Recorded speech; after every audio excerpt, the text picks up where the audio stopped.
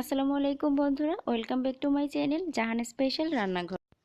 আজকে আমি আপনাদেরকে তৈরি করে দেখাবো সকাল বা বিকালের জন্য খুব পারফেক্ট একটি নাস্তা। এটি খুব অল্প সময়ের মধ্যে তৈরি হয়ে যায়। তো এই রেসিপিটি শুরু করার আগে যারা এখনো আমার চ্যানেলটিকে সাবস্ক্রাইব করেননি, এখনই সাবস্ক্রাইব করে ফেলুন। তো এই নাস্তাটি তৈরি করার জন্য আমি এখানে 1.5 কাপ পরিমাণ আটা নিব। চাইলে আটা বা ময়দা যে কোনোটা নেওয়া যেতে পারে। এই যে আরও হাফ কাপ দিয়ে দিলাম।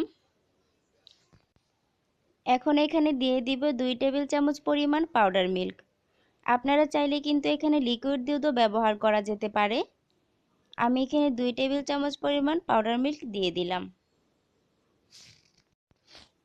আর এর মধ্যে দিয়ে দিব একটা ডিম। আপনারা চাইলে কিন্তু দুইটাও দিতে পারেন, কিন্তু আমি এখানে একটা ডিম দিয়ে দিচ্ছি। আর দিয়ে দিচ্ছি স্বাদমতো লবণ।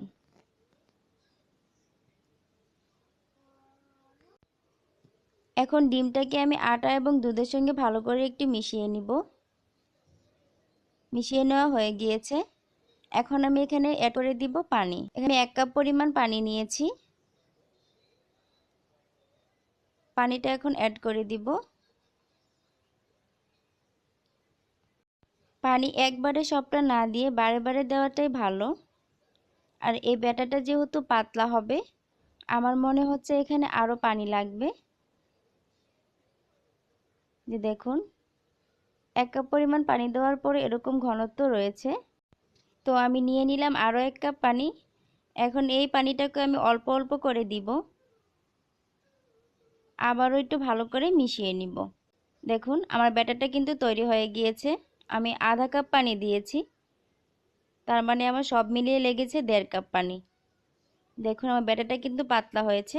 এখন আমি এই ব্যাটারটাকে এক সাইডে রেখে নিয়ে নিচ্ছি একটা বাটিতে পেঁয়াজ। পেঁয়াজ আমি ছোট একটা কুচি করে নিয়েছি। আর এখানে 2টার মতো কাঁচামরিচ কুচি নিয়েছি। দিয়ে দিচ্ছি ধনেপাতা। এখন দিয়ে দিব টমেটো। এখানে আমি একটা টমেটো নিয়েছি, তো আমি সবটা দিব না, অর্ধেকটা টমেটো এখানে দিয়ে দিব। দিয়ে দিচ্ছি অর্ধেকটা টমেটোর কুচি।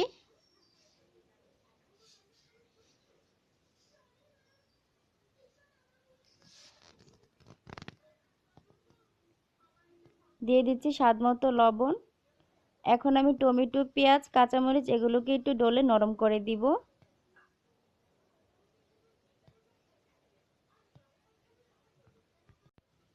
দিয়ে দিব একটা ডিম। ডিমটাকে একটা কাঁটা চামচের সাহায্যে ভালো করে একটু ফেটিয়ে নিব। প্রত্যেকটা গৃহিণী ভাবে যে কালকে সকালে নাস্তাটা কি করা যায়, বা আজকে বিকালের নাস্তাটাই বা কি করব। সেই জন্য আর কোনো চিন্তা ভাবনা না করে এই নাস্তাটি করে ফেলতে পারেন খুব অল্প সময়ের মধ্যে, এবং খুব পুষ্টিকর এই নাস্তাটি। তো সেই কথাটা মাথায় রেখে আমার এই নাস্তাটি শেয়ার করা আজকে। তো দেখুন, আমার ডিমটা ফেটানো হয়ে গিয়েছে। এবার আমি চুলায় চলে এলাম।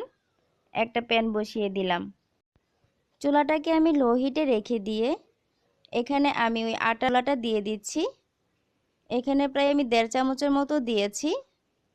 এবার এটাকে ভালো করে একটু ছড়িয়ে দিব। ভালো করে একটু ছড়িয়ে দিতে হবে। আপনারা চাইলে কিন্তু আরও বড় করেও করতে পারেন, কিন্তু আমি এত বেশি বড় করব না।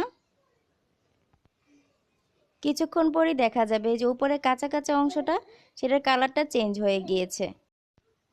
এই যে দেখুন, প্রায় 30 সেকেন্ড পরেই কিন্তু কালারটা চেঞ্জ হয়ে গিয়েছে। এখন আমি ওই ফেটে রাখা ডিমটা এটার উপরে এভাবে করে ছড়িয়ে দিব। ভালো করে চারপাশ করে ছড়িয়ে দিতে হবে।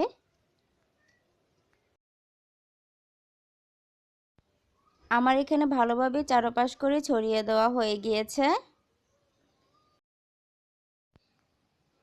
এখন আমি আবারও অপেক্ষা করব প্রায় 30 সেকেন্ড পর্যন্ত। 30 সেকেন্ড পর খুব সাবধানে আলতো হাত এভাবে করে উল্টে দিতে হবে, যেন রুটিটা ভেঙে না যায়। তারপর 1 চামচ অয়েল চারদিকে এভাবে করে ছড়িয়ে দিতে হবে।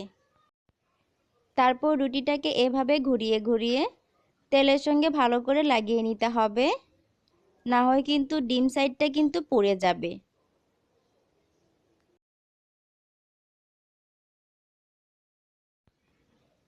যখন বোঝা যাবে যে ডিমের সাইডটা ভালোভাবে হয়ে গেছে, তখন এটাকে আবারও উল্টে দিতে হবে। খুব সাবধানে উল্টাতে হবে যেন রুটিটা ছিঁড়ে না যায়। এখন অপর পার্টটাও আমরা ভালো করে একটু ভেজে নিব, পরোটার মতো করে ভেজে নিব। যখন বোঝা যাবে যে অপর পার্টটা হয়ে গিয়েছে, তখন এভাবে আলতো হাতে আবারও উল্টে দিতে হবে। উল্টে দিয়ে এখন আমি এটাকে দুই ভাঁজ করে নিচ্ছি। দুই ভাঁজে ভাঁজ করার পর এভাবে একটু চেপে চেপে দিলে দেখা যাবে যে রুটিটা ফুলে উঠেছে। এই যে দেখুন, দেখা যাবে যে আস্তে আস্তে করে ফুলে উঠেছে। এবার দুটো পাশে উল্টে পাল্টে দিয়ে একটু ফুলে ওঠার পরেই এটাকে নামিয়ে নিতে হবে। এই যে দেখুন কতটা ফুলেছে। এখন আমি এটাকে নামিয়ে নিব।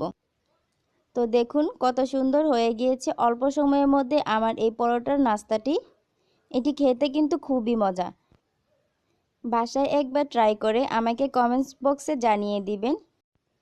আর সেই সাথে আমার চ্যানেলটিকে সাবস্ক্রাইব করে রাখবেন। তো আবার দেখা হবে আমার পরবর্তী ভিডিওতে। সে পর্যন্ত সকলে সুস্থ থাকুন, সুন্দর থাকুন এবং খুবই ভালো থাকুন। আর আমার জন্য সকলেই দোয়া করবেন। খুদা হাফেজ।